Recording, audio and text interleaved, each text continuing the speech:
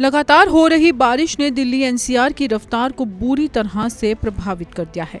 कई इलाकों में थोड़े समय के भीतर भारी पानी गिरा और उसका असर सबसे पहले सड़कों पर दिखाई दिया। दिल्ली के बाहरी इलाकों से लेकर दक्षिणी हिस्सों तक कई मार्गों पर जल भराव की शिकायतें सामने आई। ट्रैफिक पुलिस को अलग अलग जगहों पर अतिरिक्त टीमें तैनात करनी पड़ी ताकि फंसे हुए वाहनों को निकाला जा सके। बारिश के कारण दृश्यता कम होने से वाहन चालकों को भी दिक्कत हुई और कई जगहों पर गाड़ियों की गति बेहद धीमी हो गई। लोगों ने सोशल मीडिया पर पानी से भरी सड़कें, बंद पड़े अंडरपास और रेंगते ट्रैफिक की तस्वीरें साझा की, जिससे साफ हो गया कि बारिश का असर सामान्य नहीं बल्कि व्यापक था। सबसे ज्यादा मुश्किलें गुरुग्राम में देखने को मिली। साइबर सिटी कहलाने वाले इस शहर में मुख्य सड़कें पानी से भर गई और कई कॉरपोरेट हब तक पहुंचना चुनौती बन गया।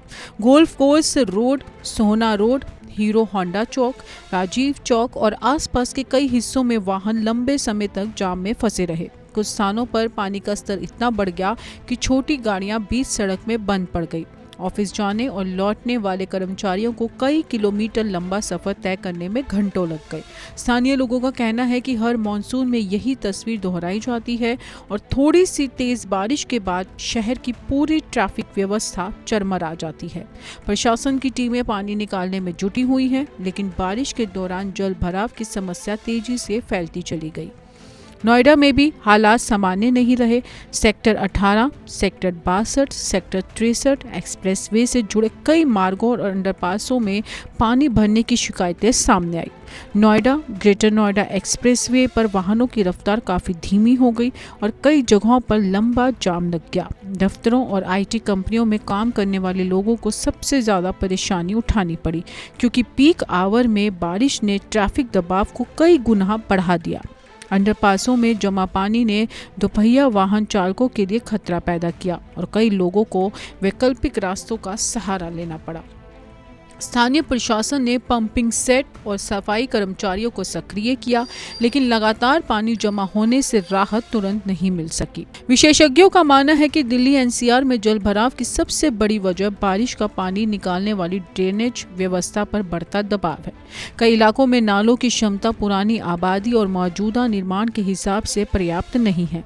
तेज शहरीकरण, कंक्रीट की बढ़ती सतह और प्राकृतिक जल निकासी मार्गों के बाधित होने से बारिश का पानी तेजी से सड़कों पर जमा हो जाता है। मॉनसून से पहले नालों की सफाई के दावे हर साल किए जाते हैं, लेकिन पहली बारिश के बाद ही उसकी वास्तविक स्थिति सामने आ जाती है। जहां पानी को कुछ मिनटों में निकल जाना चाहिए, वहां वह घंटों तक सड़कों पर जमा रहता है और ट्रैफिक व्यवस्था को पूरी तरह प्रभावित कर देता है। यही वजह है कि बारिश अब केवल मौसम की घटना नहीं बल्कि शहरी प्रबंधन की परीक्षा बन चुका है। बारिश का असर सिर्फ ट्रैफिक तक सीमित नहीं रहा। कई इलाकों में लोगों को घरों और दुकानों के बाहर जमा पानी से भी जूझना पड़ा। सार्वजनिक परिवहन पर दबाव बढ़ गया। कैब और ऑटो सेवाओं के किराए बढ़ने की शिकायतें सामने आई और ऑफिस टाइम में हजारों यात्रियों को अतिरिक्त समय सड़कों पर बिताना पड़ा। स्कूलों और कोचिंग संस्थानों तक पहुंचने वाले छात्रों को भी दिक्कत हुई। सबसे बड़ी चिंता ये रही कि जहां जल भराव लंबे समय तक बना रहता है, वहां दुर्घटनाओं और बिजली संबंधी जोखिम भी बढ़ जाते हैं। प्रशासन ने लोगों से अनावश्यक यात्रा से बचने और जल भराव वाले इलाकों में सावधानी बरतने की अपील की है, लेकिन सवाल ये बना हुआ है कि क्या हर बारिश में नागरिकों को केवल सावधानी के भरोसे छोड़ दिया जाएगा? बारिश का असर सिर्फ ट्रैफिक तक सीमित नहीं रहा। कई इलाकों में लोगों को घरों और दुकानों के बाहर जमा पानी से जूझना पड़ा। सार्वजनिक परिवहन पर दबाव बढ़ गया और कैब और ऑटो सेवाओं के किराए बढ़ने की शिकायतें सामने आई और ऑफिस टाइम में हजारों यात्रियों को अतिरिक्त समय सड़कों पर बिताना पड़ा। स्कूलों और कोचिंग संस्थानों तक पहुंचने वाले छात्रों को भी दिक्कतें हुई। सबसे बड़ी चिंता ये रही कि जहां जल भराव भर गया था, वहीं दुर्घटनाओं और बिजली संबंधी जोखिम भी बढ़ जाते हैं। प्रशासन ने लोगों से अनावश्यक यात्रा से बचने और जल वाले इलाकों में सावधानी बरतने की अपील की है, लेकिन सवाल ये बना हुआ है कि क्या हर बारिश में नागरिकों को केवल सावधानी के भरोसे छोड़ दिया जाएगा? कैमरामैन पंकज के साथ मैं रिया तोमर, टीवी 100।